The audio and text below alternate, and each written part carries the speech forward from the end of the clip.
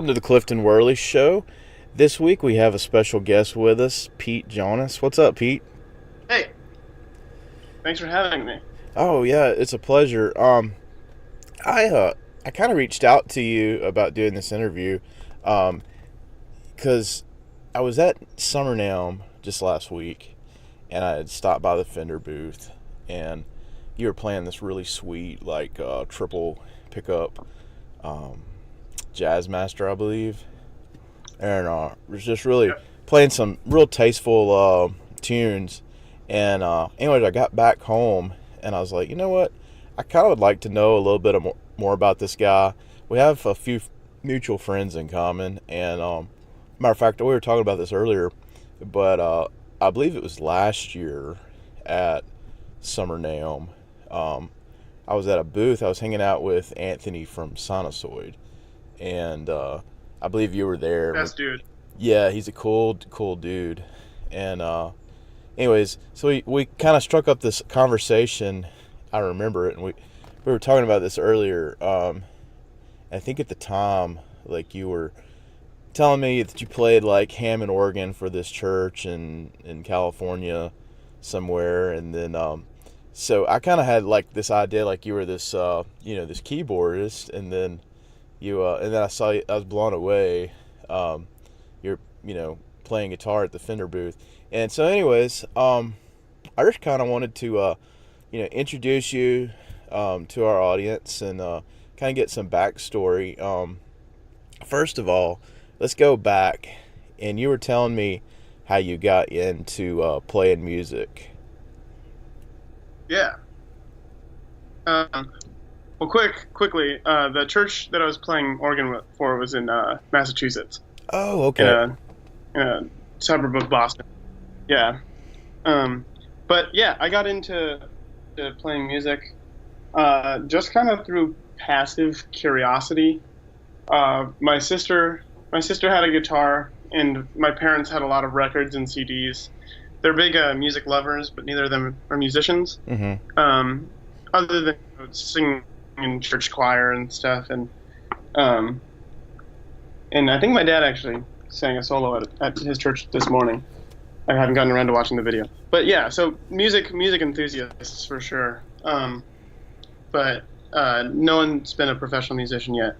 So my sister had a guitar that she got because she wanted to take up lessons and didn't get around to it. And then when she went off to college, I brought it into my room and just kind of started strumming my hand along the string, not pressing anything down on the neck. And I did that for about 2 years without ever learning how to, I don't know, play anything on the neck. And then I started listening to Nirvana, and I was like, I could probably figure that out. And so I did, and that was like the most profound thing in the world for me, because I had so much stuff to learn how to do. And then I found Tom Morello and Rage Against the Machine, and I was like, oh, those are cool sounds. And so I learned all these like gimmicky tricks for the guitar, and I I've learned now later in life that those things are called extended technique. But to me, that was just like the only thing I could do for the first bunch of years that I played the guitar.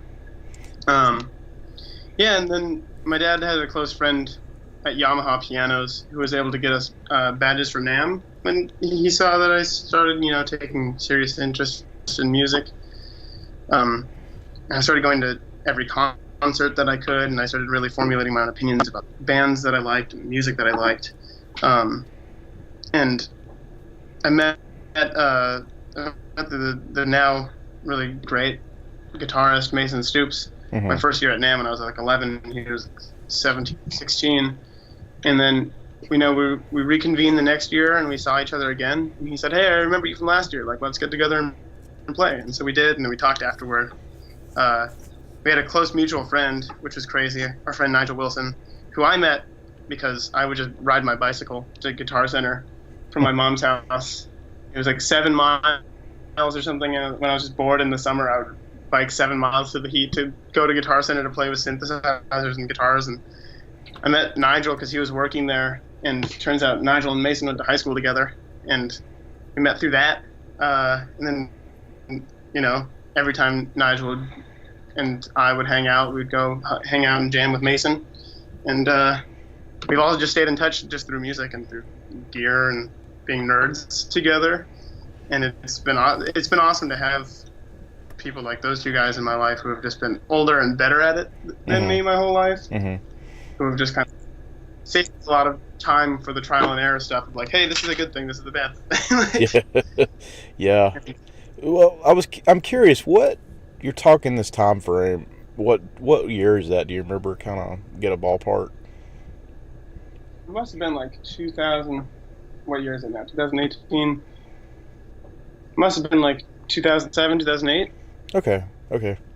So a lot of that music that you were digging on was actually probably already been out for 10 to 20 years. Yeah.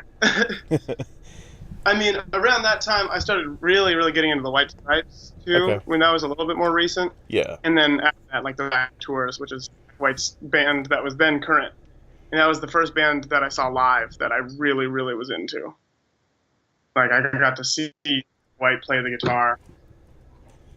What about that music struck you? I mean, what grabbed you with that music?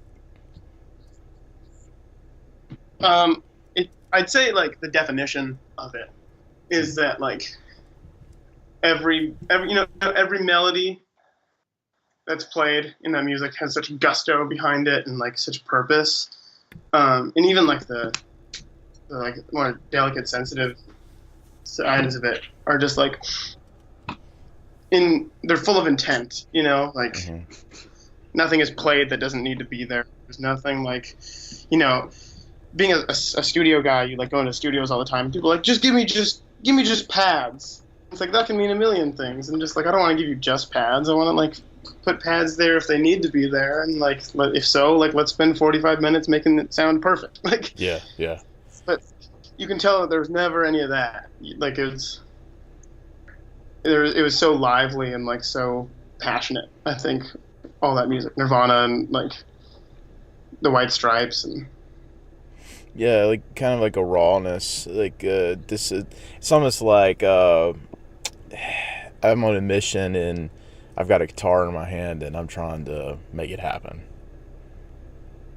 Yeah, exactly. Yeah. And that's something like I felt like attainable, that I felt like I could do, you know? Yeah. And it's like I was able to take that. So at that time I was taking cello lessons at school, and what I was able to learn just by watching people like Jack White was more than music lessons for the cello at public school could teach me. So I was like, well, I guess I'm going to stick to this smaller instrument than this bigger instrument.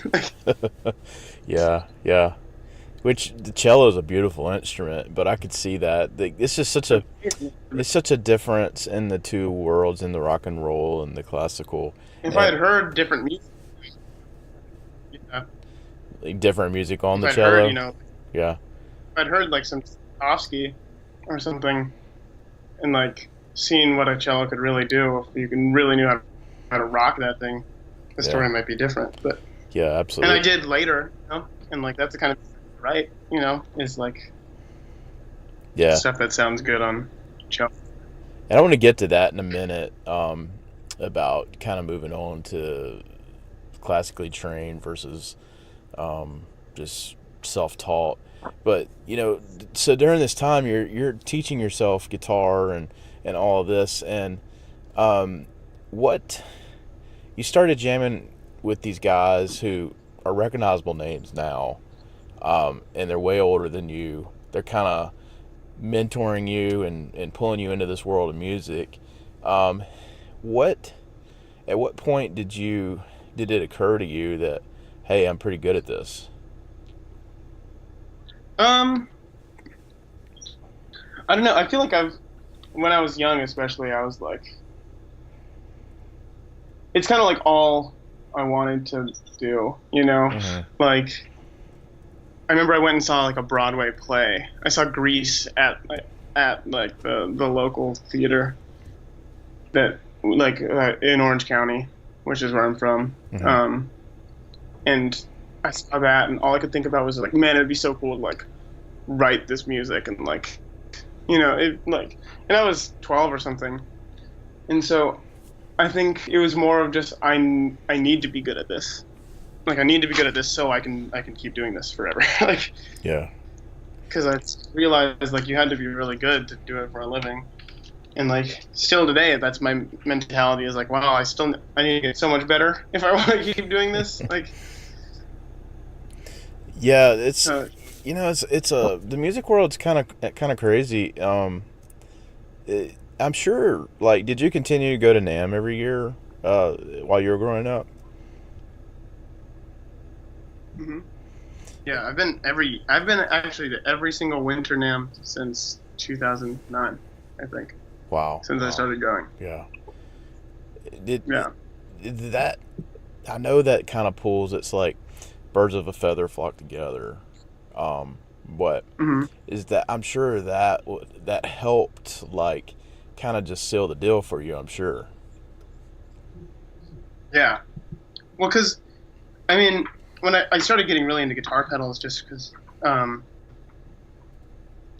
it was the next you learn about guitars and then you learned about guitar pedals Mm-hmm. when in the world of electric guitar, and so I got into all of it. Like I was like a tween, like spending all my time researching like fuzz pedals and like silicon versus germanium transistors and just like getting really into that, like when I was way too young to put that knowledge to any serious use.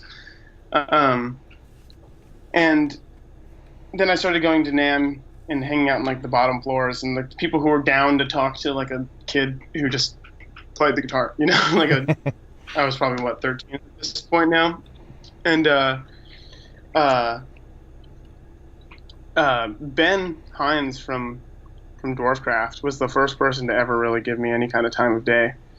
And my dad were both from Wisconsin, so they were able to like really get along, and they developed a friendship, which definitely helped.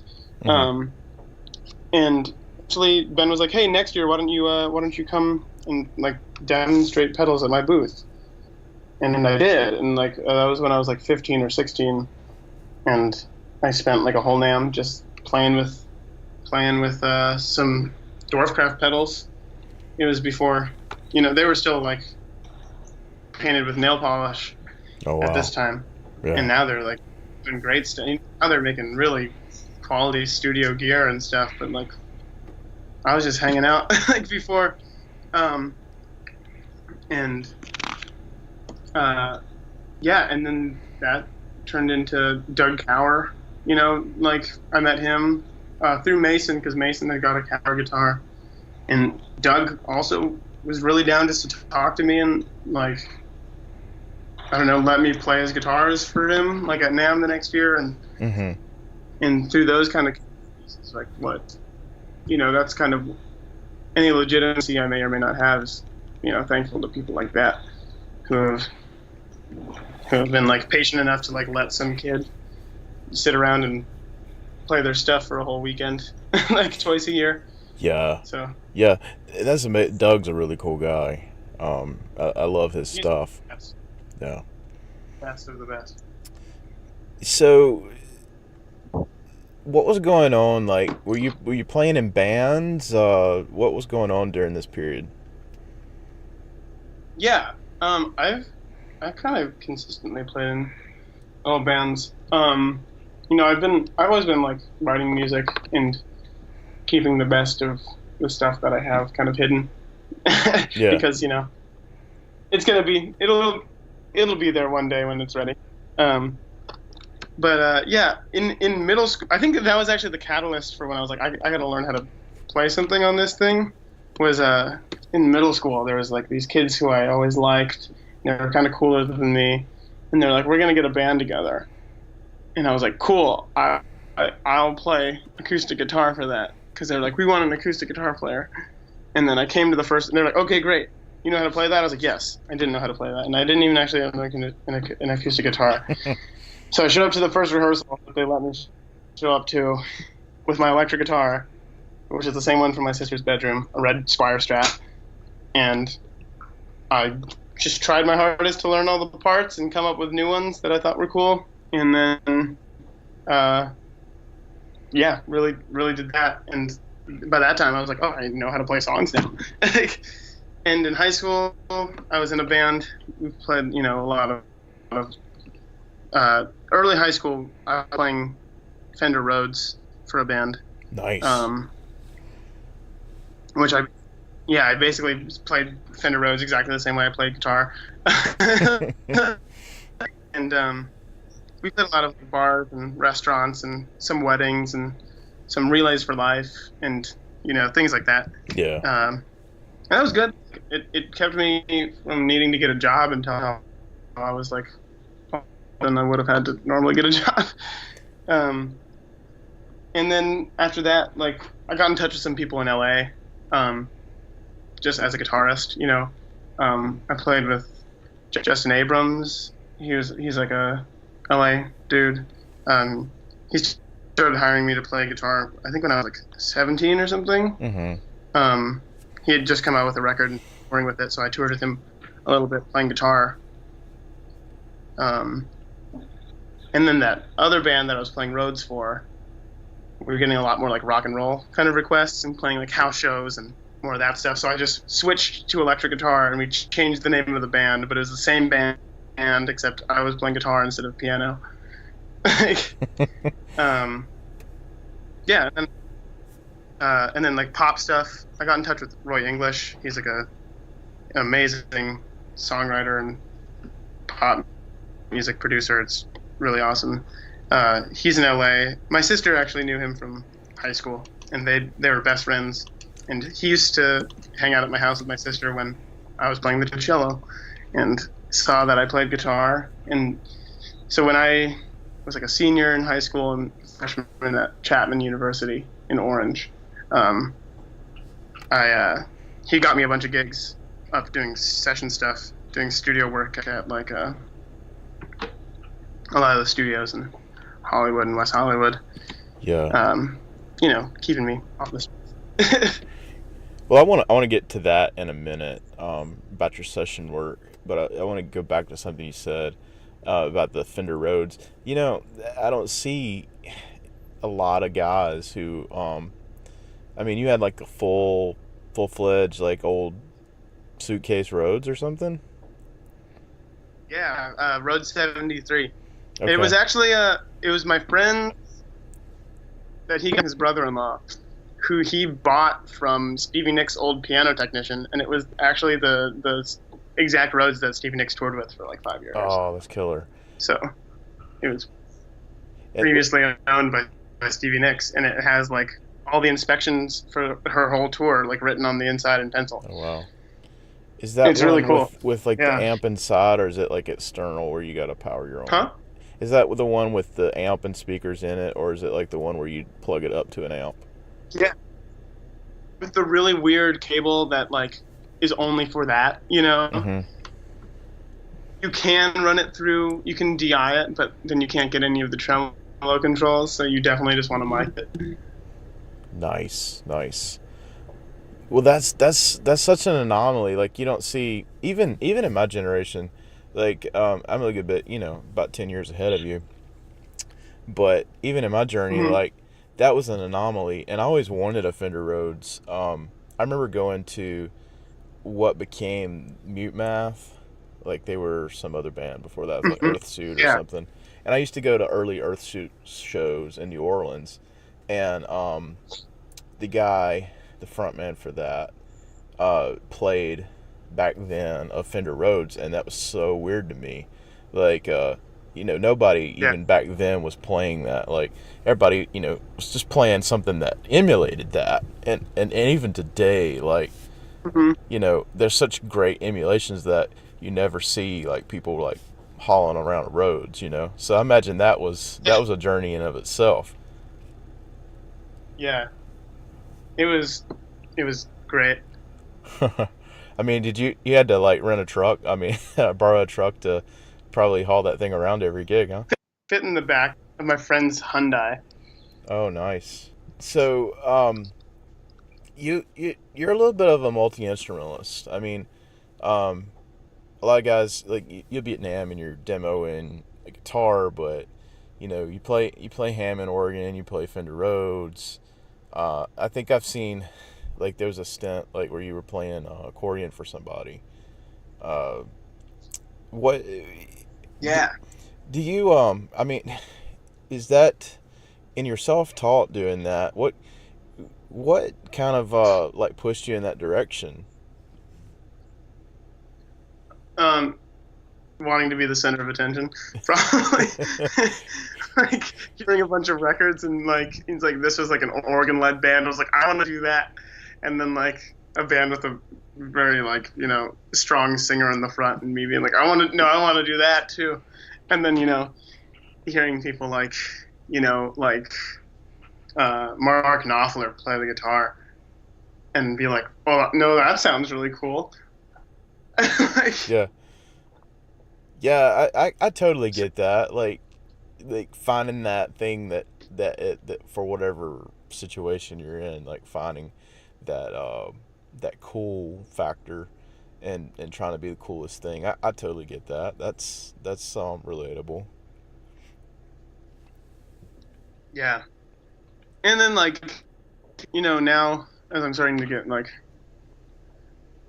a lot more serious about like my art, it's like I'm just multi-curious now, and it's like I'm really I don't hopefully I'm like growing up and like not like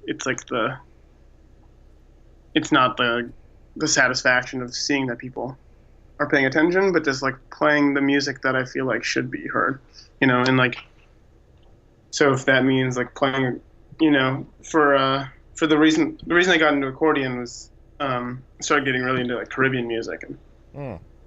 like to make that really well you gotta have accordion. Like Yeah, so yeah.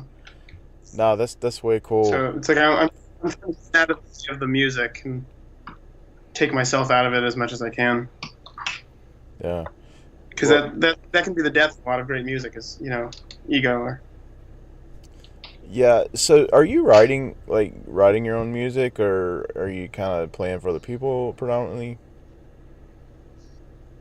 both. I mean, I haven't released anything of just my own Mm-hmm. at all. I've got a bunch of stuff in the can, but I've got people in my horizons who I want to meet and run the stuff by and get their feedback on before the world gets it. Yeah. But yeah, doing a lot of playing for people. Playing for a really great band called About You in Boston, and playing guitar for them, slide guitar and just electric guitar, and just sessions here and there. I'm working at a studio in Boston as an engineer. Oh, So nice, nice. whenever client needs guitar, I would like to know I'll do your that. thoughts on what maybe. Okay, so L.A. Is like it's an interesting place, but like what the difference between playing sessions there and the music community there, and then maybe we could go on and talk about kind of like how it's different in some of the Boston area, like how music maybe the Yeah, scene is different, and how all that works, and maybe the yeah, differences in it. big difference. um, yeah, in LA there are session musicians. There are people who you call for these kinds of things. Because it's a really big city and a lot of pop stars and a lot of just front people, a lot of band leaders. Um, Boston has got this kind of like, it's got more demand. It's got more supply than demand for its musicians because it's such a small city. And so, Berkeley is there, New England Conservatory is there, the Boston Conservatory is there, Harvard is there. There's a lot of, really serious music programs in the city with like a lot of, powerhouse musicians who can read and play like no other. But, it's not when you think of American music scenes, it's not Chicago, New York, or LA. So it's a lot smaller than those, but it just happens to have all the musicians. so that was kind of a sobering reality for me when I first moved here. Was I was just looking for jobs, and I like emailed every single city, and I was just saying like, hey, can I get on your call list for session musicians, or do you want to get lunch? Do you want to like? And I talked to one for a little while and got a bunch of projects that just didn't seem like that interesting to me, and the pay wasn't as good as it was in LA doing the same kind of thing. And one work now was just confused and thought I wanted to like talk about engineering. Oh, wow. And I was just like, well, that's not what I meant, but sure, yeah, like let's talk about it.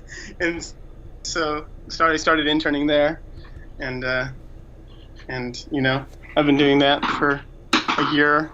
I've just been starting taking my own clients and stuff, and it's all by accident. Yeah. Well, that's a really good perspective to have, though. I mean, because the engineering.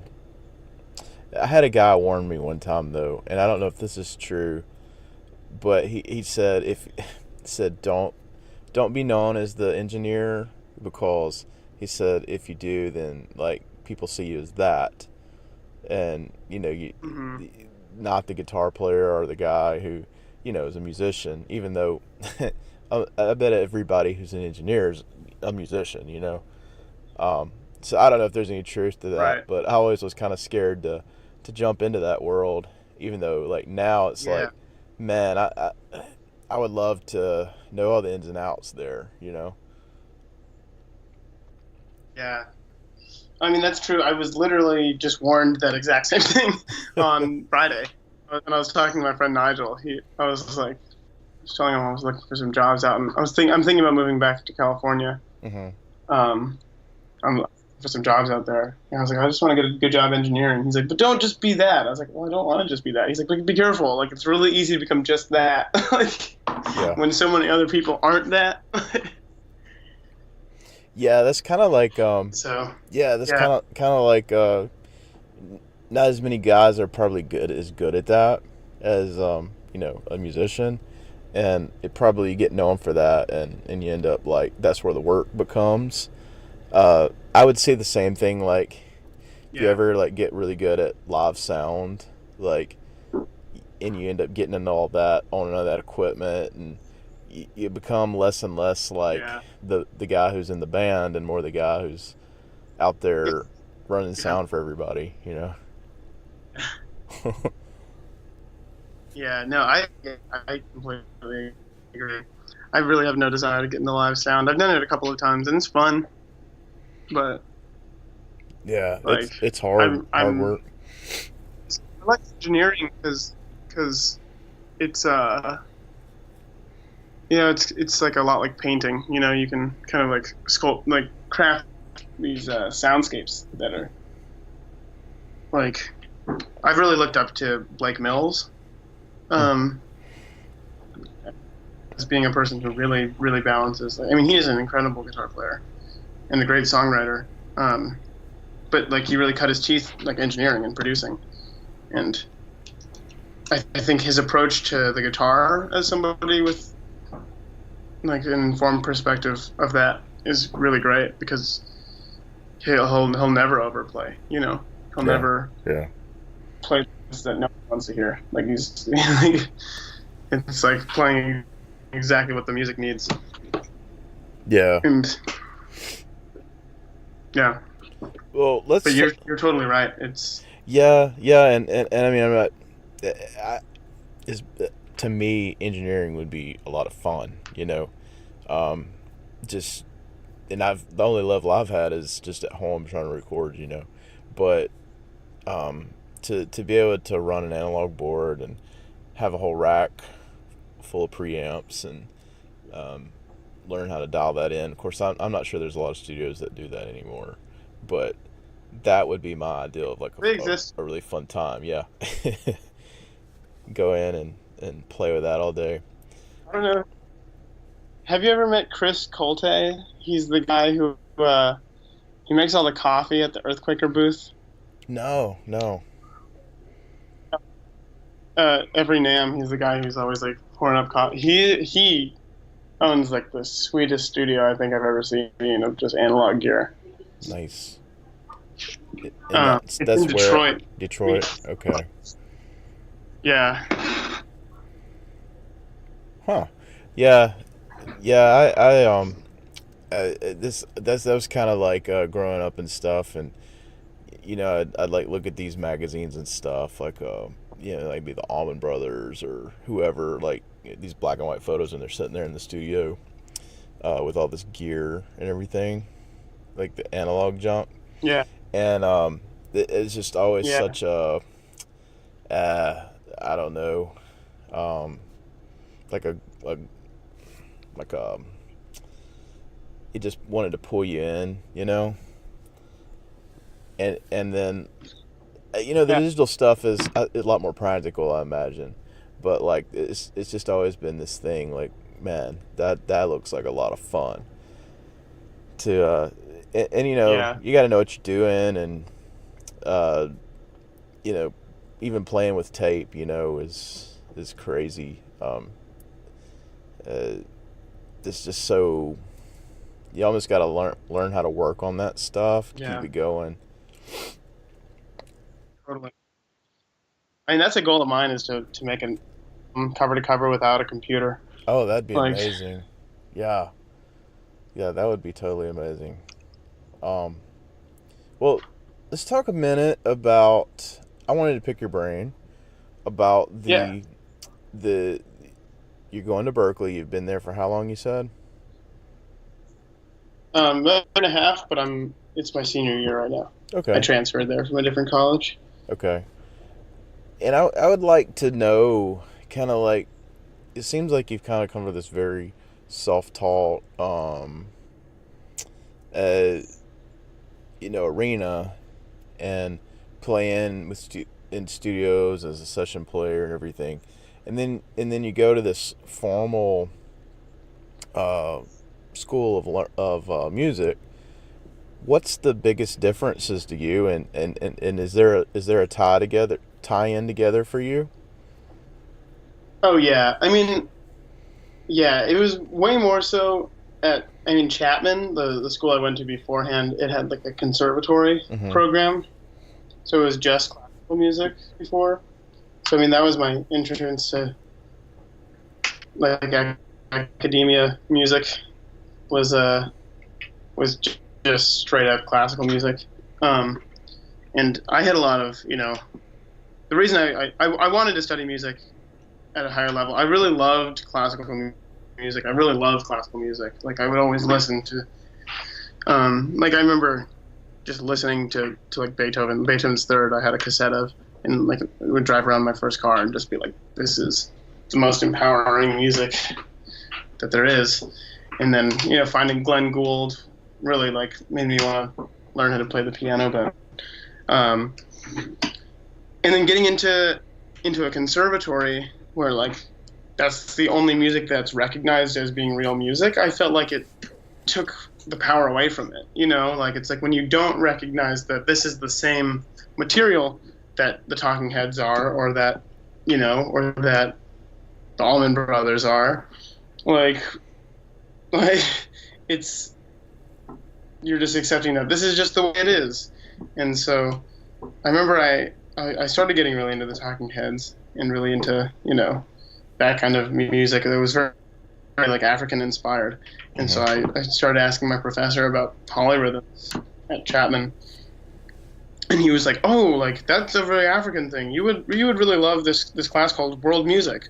And I was like, "So you're telling me that there's a whole bachelor's degree program on 2,500 years of one small pocket of the world, and the rest of all of music history falls into world music?" That's so silly. So then I started looking at schools with programs that weren't that small, and I saw that Berkeley was a truly like global school. And it was like the best school that also had, it was rigorous. It was the most rigorous and the most open-minded and future-oriented.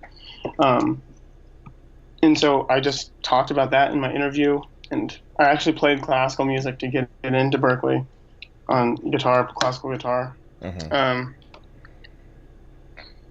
And yeah, I think what Berkeley's doing is really great for academic music. It's because it's assigning, certain amounts of enough academic vocabulary to be able to talk about things in music that are able to transcend like things you've heard. You're able to look at things you've never heard before and say, like, oh, I can tell that this is really great because it has this, or it's developed in this way.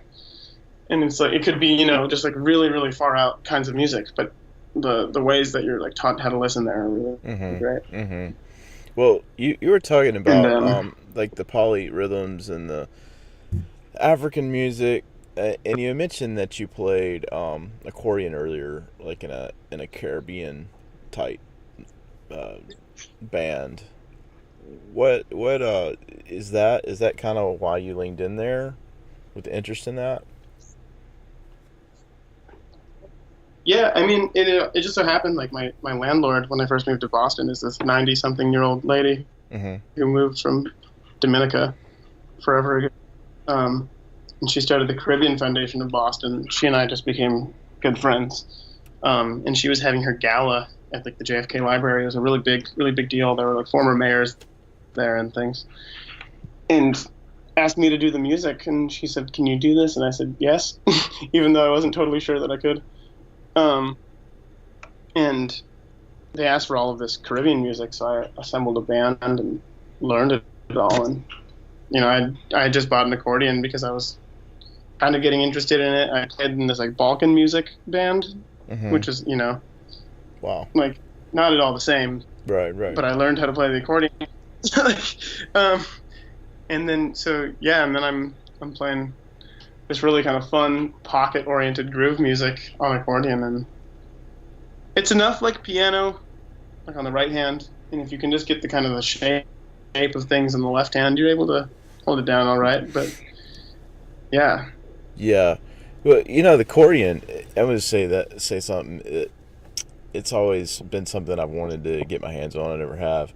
But it plays such a huge role, like, in my area, like, the Zydeco music and everything.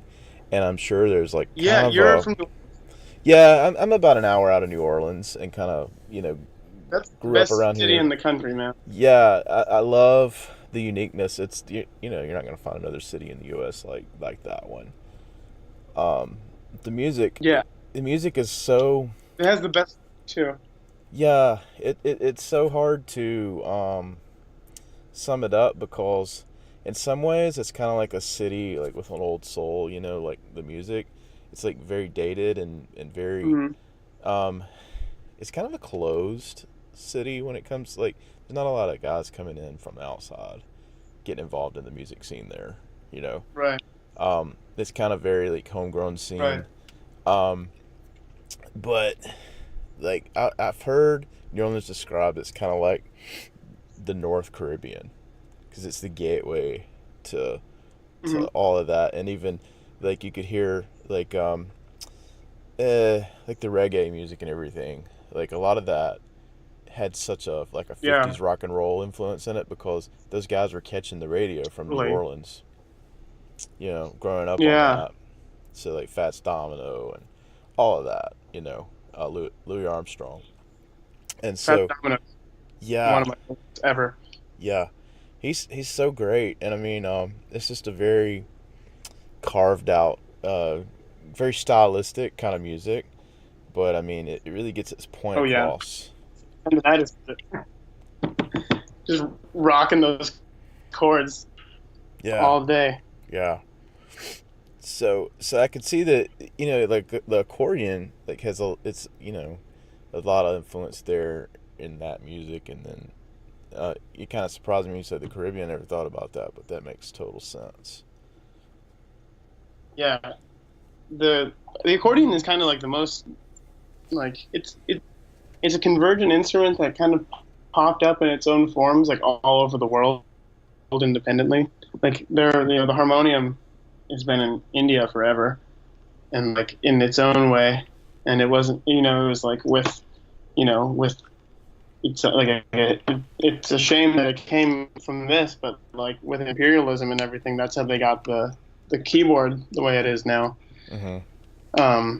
But the and the bellows and stuff, the way that an accordion is, like that's been in India for 100 years. Um, and I mean, same in Europe, they were making like pump organs and stuff like that worked kind of with the same technology. You just you used your feet to to press air through pipes Mm-hmm. that you controlled the pitch using something else, and then they found a way to make it portable and bring it everywhere. And it's like Yeah, it's cool. yeah. It's cool. It's a really cool instrument. Well, I have a question about the whole, like, the formal music education. Do you have intentions to teach later, or like what was kind of the goal here with that? Yeah, I don't really have any desire to teach. Um, yeah, I'm studying writing. I'm studying like composing. Um, so it's like classical composition and Mm-hmm. contemporary composition and engineering are kind of my focuses. And then I'm doing a minor in conducting and in taking a bunch of advanced theory courses like as my electives is kind of what I'm doing there. Yeah. So I think that kind of gives me a different perspective than a lot of the people who go to study guitar there. Mm-hmm. I feel like most of like the graduates from Berkeley who I've heard say like, "Oh, I wish I hadn't gone to college," were just studying their instrument. And I've found that just being there has kind of given me a lot of opportunity to study my instrument. Just talking to people who are better at it than me, Yeah. has just made me better at the guitar. But for writing and everything, like there's not a place in the world I'd rather study, because it's so if you want to learn about any kind of music in the world, you can, and do so with like the academic rigor that Juilliard would give you. But it's like not just the Western canon. It's like things that are happening now, and like all over. Like, oh yeah, my ambition is just to take what I can from it. Yeah. Yeah. And Well, it sounds like you have quite the cut your chops and rock and pop and everything. Is there, when it comes to like some of the newer sounds that you're hearing in pop, uh, I'm starting to hear a lot of world influence for the last several years mhm. in the arrangements. Is that something that you see others kind of chasing after that there in that environment?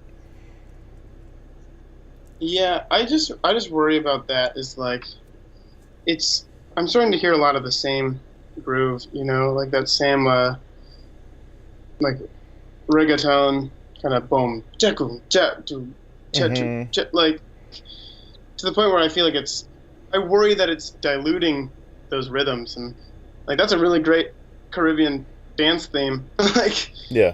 um, and I worry that just putting that in every single pop song is kind of, I mean, you can't really change what the people want, Like I'm sure there was a lot of the same stuff in the '60s too, but the stuff that's good stands out. Um, but what I think is really cool about pop music is hip hop getting really popular and country music is getting really popular. It's like those two mediums starting to converge in authentic ways and not Mm-hmm. just commodity ways. Yeah. I think that's awesome because hip hop and country music are both very uniquely American art forms. And hip hop is global music. You can go to the far corners of Southeast Asia and there are rappers there, like, and that's awesome. Yeah. Yeah. That, Something that I've noticed. Like I know there's a lot of people throw a lot of shade at groups like Florida Georgia Line and stuff, but Mhm. they're tapping into something in, it may not be nationwide culture yet, but something I've seen in the South where people who've, cut their teeth on listening to pop country, but yet there's such Mhm. a hip hop culture emerging, and it's kind of in the South anyways, like it's blending together Oh yeah. where the lines are really blurred, and you know people aren't familiar with Waylon Jennings or Johnny Cash. I mean, they might like look up to Johnny Cash as a legend, but they don't really dig that music. But like they Right. understand like this is a power ballad, but I like a little bit of hip hop in there too, And Totally. Yeah. it's like they're striking at something that's a pocket in American culture that's there. I completely agree. I thought that was the coolest part of Jack White's album was he chose the musicians for his band.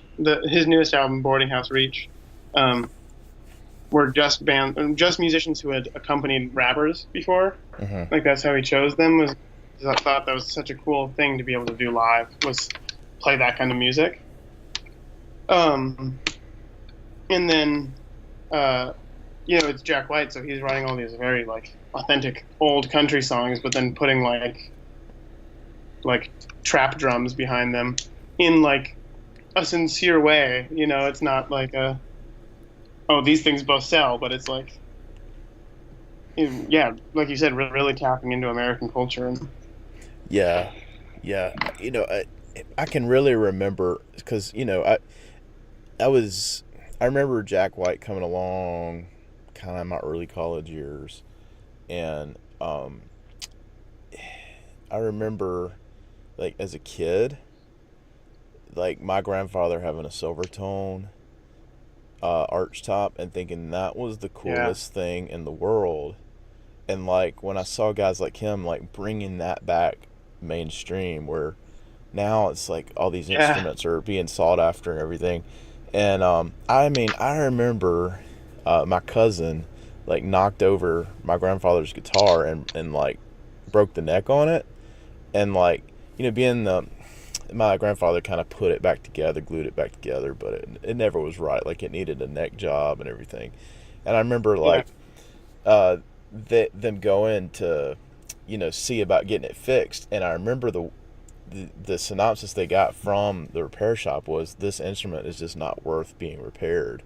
It's not worth it. Like yeah, don't and like that's really hilarious because like now like that's not the case because he like brought some awareness to these instruments, and they're sought after now. And yeah. even the old amps and a lot of this stuff was laying around when I was a kid and nobody appreciated it. It was just junk.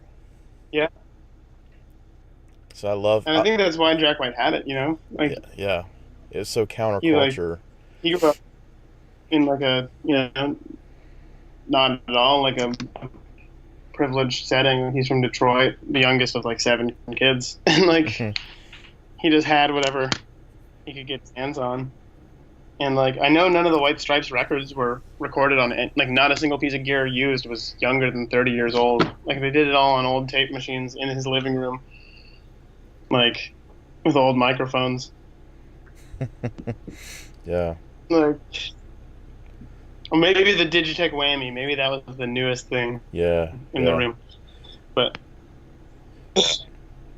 Well, let's but go. it's yeah, it's and it just goes to show you like if you have a soul for it, you can just make something awesome.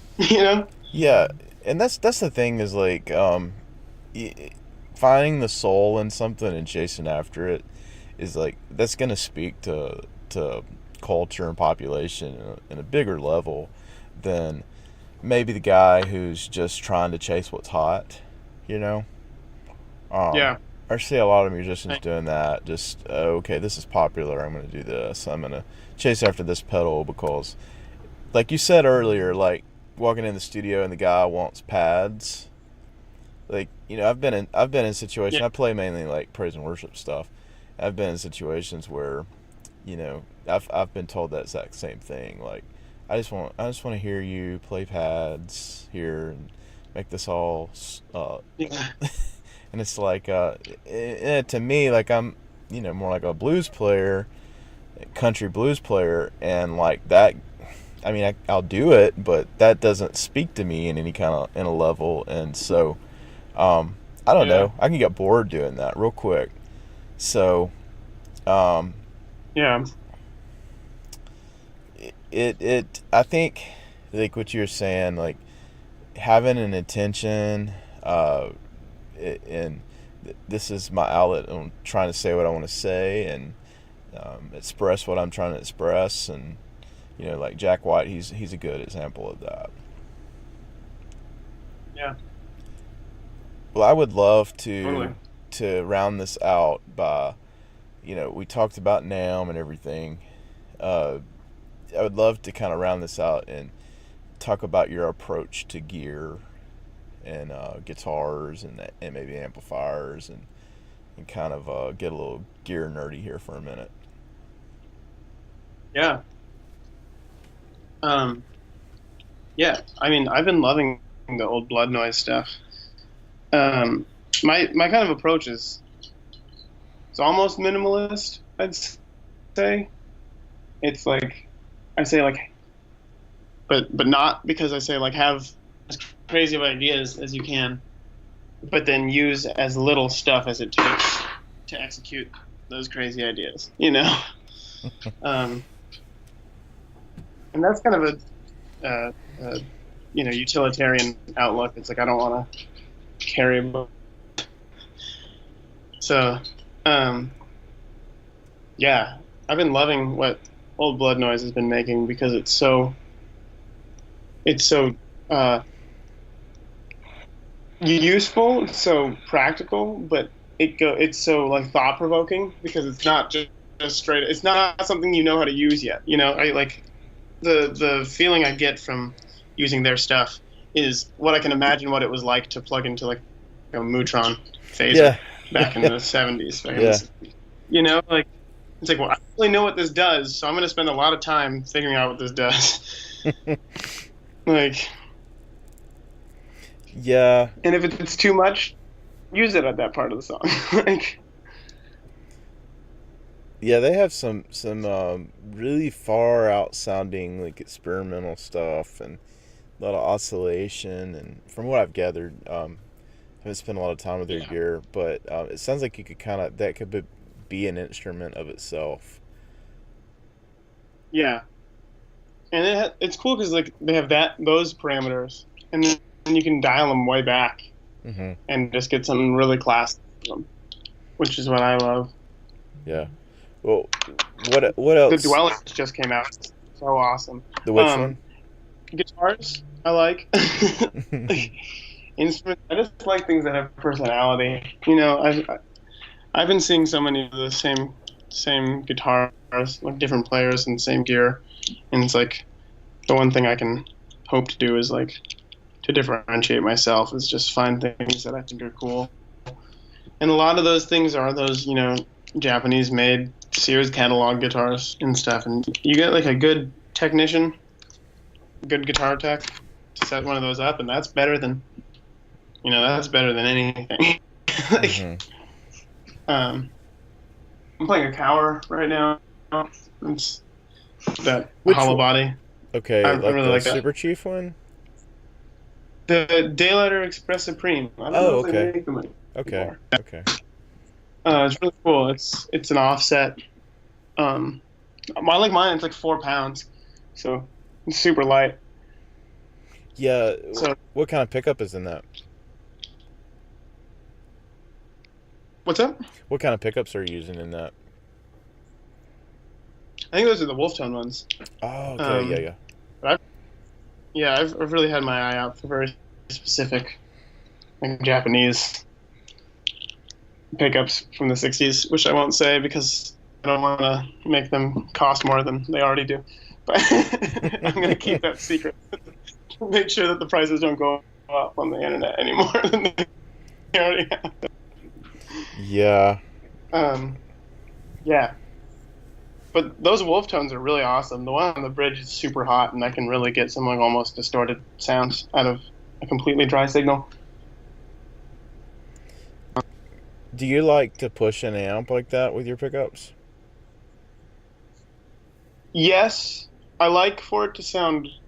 I mean, I play with my fingers, so it's Mm-hmm. like for I don't get the same kind of dig that people who play with picks do. Um, I like to have that. I like for it to be really responsive, really touch sensitive. So like push it hard enough that when I like accent a note, when I like flick my hand, it'll break up a little bit. But when I'm playing melodically and lyrically, it'll sound beautiful. Yeah. So get like a. I think the trick a lot of the time is just uh, getting the tubes hot enough, preamps sometimes, and then just riding the volume knob with like your pinky to like change the sound a little bit. Yeah. Play every aspect of the guitar as an instrument. Which pickup you're using, the volume, the tone. Yeah, that's an interesting perspective. Because it seems like all the rage right now, well, for a while has been, well, if I'm gonna get this pedal board, I'm gonna play. And most guys are worried about playing, pretty quiet stage volumes, so they're gonna, okay, I'm gonna have this gain stage and this gain stage, and maybe I'll have a fuzz, and I need a boost here, and that's kind of how a lot of players are approaching their rigs. You don't see a lot of guys, worried about. I see guys make fun of this tone is in the fingers and saying things like that, but like there's a lot of truth to it and how an amp responds with the gain inductance of like your pickup, like whatever it's sending to how hard it's hitting the preamp, um, Right. is the characteristic that you're gonna get. And I think a lot of guys, a lot of players are more worried about like I'm gonna get this from my pedals, rather than Hmm. like I've got this guitar and I'm choosing this pickup because I'm gonna play it with this type of Right. amp. Right. Yeah, and I think the pedals are awesome. Like Oh because they yeah. can do things that can't be done otherwise.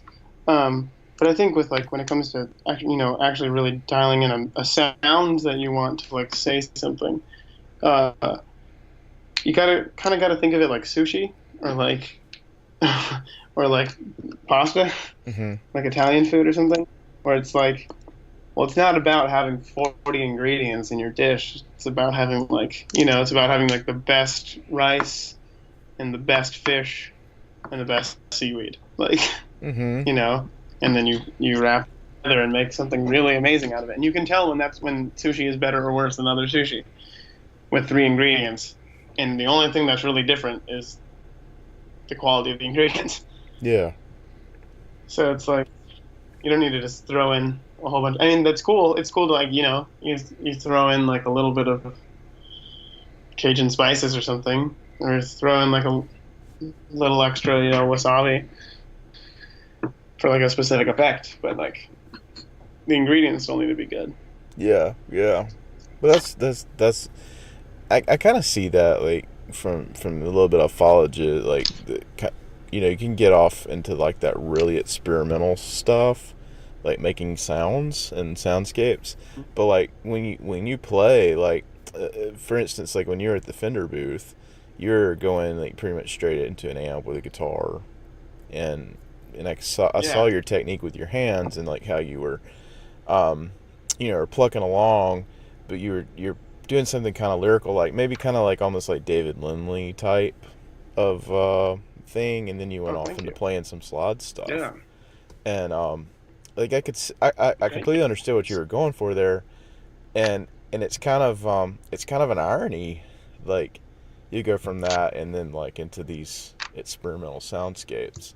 It's like usually guys are Yeah. in one world or another. That's crazy that you said David Lindley, man. I haven't thought about him forever. I got to see him live. Yeah. That was the coolest thing. He played 3 hours, yeah, on this weird Turkish instrument. He brought a guitar out one time. Oh wow. It was, yeah, it wasn't an oud either. It was like some Turkish instrument I'd never heard of. But thank you. Yes, thank you. That's an honor to be compared to that. Yeah. Yeah, that's probably just my eclectic influences. But Well, I just think it's all music, yeah. Yeah. May as well give them all the respect that they deserve and try to have the crossover. Yeah, and that's so like if you were trying to like describe yourself for a session, like okay, this is Pete Jonas and on paper like in a list, what would how would you describe like your playing if you had to do it on paper? This is something I actually do, and I'm always so bad at it. I don't know. What I want to say is what Ray Charles said when they asked him what kind of music he played right when he first got his start. He said, "Well, music is music." Yeah. Or what Duke Ellington said. There are two kinds of music. There's good music and the other kind. But I don't know. I'd say kind of my specialty is probably somewhere in between country music and ambient music. and I can totally get that from hearing you play, like what you mean by that. But yeah, that there's some elements. Yeah. Soul and blues. Well, what would be I know that some of our listeners they're going to want to kind of check out, hear you play. What would be a good place for them to find like some of your work and so they could kind of check out your music? Yeah. I've been, I guess, putting a little bit more effort in my Instagram lately. That's just Pete A. Jonas is my handle. I've got a website which I'm putting most of the films that I've been scoring, like my compositions for my film scores, like just things I'm doing for jobs, are up on my website. That's just PeteAJonas.com. And other than that, I don't know. Google me, I guess. Other stuff comes up, I think. I try to repost what I can, but I don't get all of it. Well, that's yeah, I would say that's kind of how like I've been following you is through Instagram, and you see there's a lot of work that you do with Old Blood Noise, seems like, with some videos there. Are there any other pedal companies that you're digging? Yeah.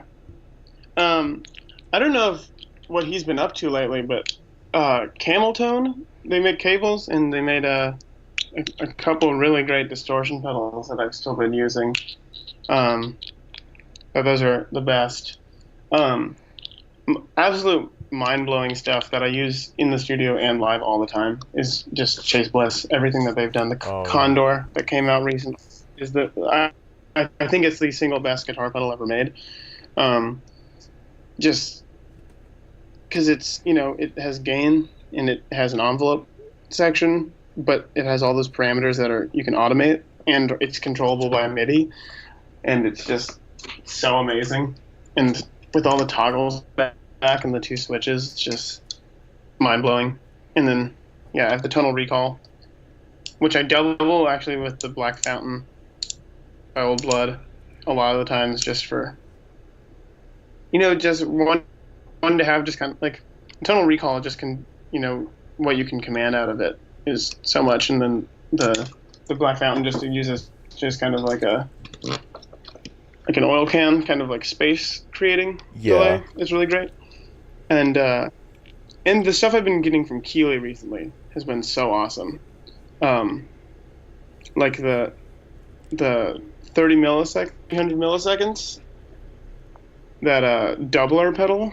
You can add like a light chorus to it, but it's so awesome. I'm surprised. After I played that, I was surprised that nobody had done it.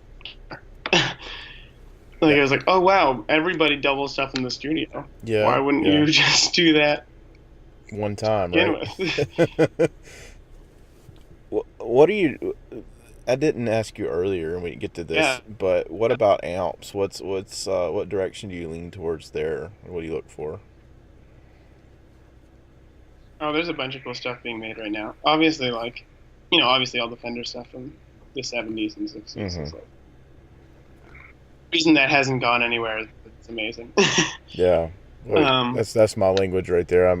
I play a pro reverb and I love it. yeah, and you'll probably never need to buy another amplifier No. again. Like, it breaks, you get it fixed for $20. Yeah. Like, it's those things are the best. Um, yeah, I think what Chris Benson is doing is amazing Yeah. as always.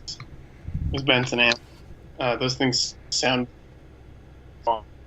Um, I love what August is doing with Otis. Oh yes. Yeah. He's been cooking up some cool stuff. I don't know if I'm fine tuning a tape delay right now, but yeah, he is also really into all the weird old stuff that I am, and so we've been able to bond over that. And I have a really early Otis amp that has been so reliable, and they're gorgeous. Oh Like I yes. bring them out places, bring them into the studio, and people always are like, "What is this?" I'm like, "Well, let me tell you."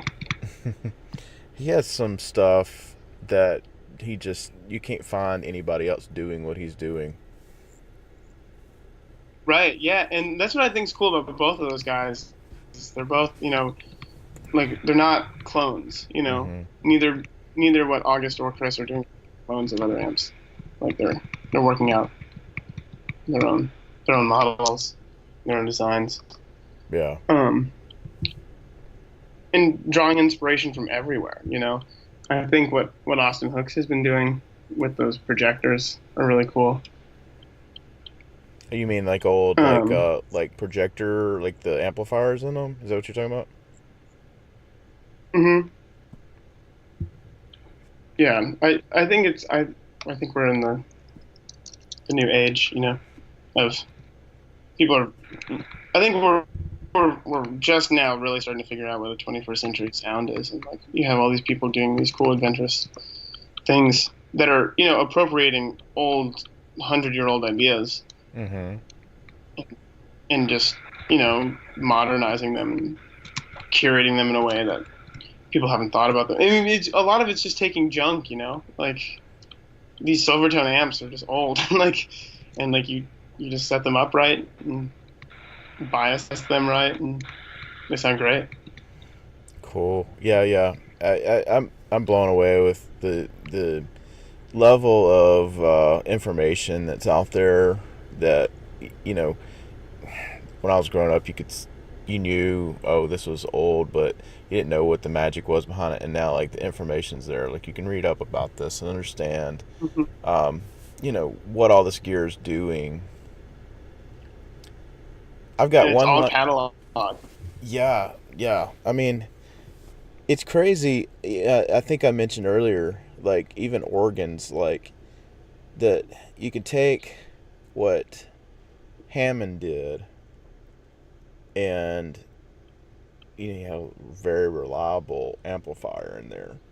I mean, these things 56 Yeah. years later they're like bulletproof, and people taking what he did and doing tweaks with the input gain on it and making some killer amplifiers. Yeah. I gotta check that out. I had not actually heard about that until you said that, Oh yeah, this is a whole and like cult that makes following. sense. Yeah. It's a whole cult following in There's that. a Facebook group or something. Things underneath the Brooklyn Bridge or something. You gotta let me in on these because I want in. Yeah, yeah. I think there's a guy in Atlanta. Oh, I can't remember his name. He makes amplifiers though, and he's an older guy, and hmm he was a organ amp tech, and then like I think he probably saw the writing on the wall, probably in the 70s or 80s, that hey, this isn't going to be around very long, and he started making like killer guitar amps, uh, just out of these Oh, Hammonds that are in abundance, and now like that's all he does is make you know guitar amps, and he uses like the chassis and kind of borrows from his experience as a organ tech. And if I can think of that guy's name, I'll send it to you. yeah. I've got one last question for you, Pete. And if it, you know, you're kind of you're young in this, and yet you're pretty immersed in this whole music thing, and you obviously want to make a living with it, and this be like a career thing. What kind of music do you hope to make in the years to come? Like, what's your main goal, and what do you want to have to say? Uh, the point you want to try to get across. Yeah. I really want to write a symphony in Okay. my life, um, and conduct it myself. I think that would be the coolest feeling. Um, but make records, rock and roll with people a little bit, show them something they haven't seen before. Hmm. I think what St. Vincent's up to right now is kind of something between that and, you know, what you just say, like Dawes or somebody is up to. Something in between, as, post pop art as you can go, and as Americana revival as you can go. Yeah. But Do you think that LA has the landscape to do that kind of thing? I think it has the culture for it. Hmm. Like, I think so much of this like country influenced music that we're hearing now is coming from Los Angeles, and Hmm.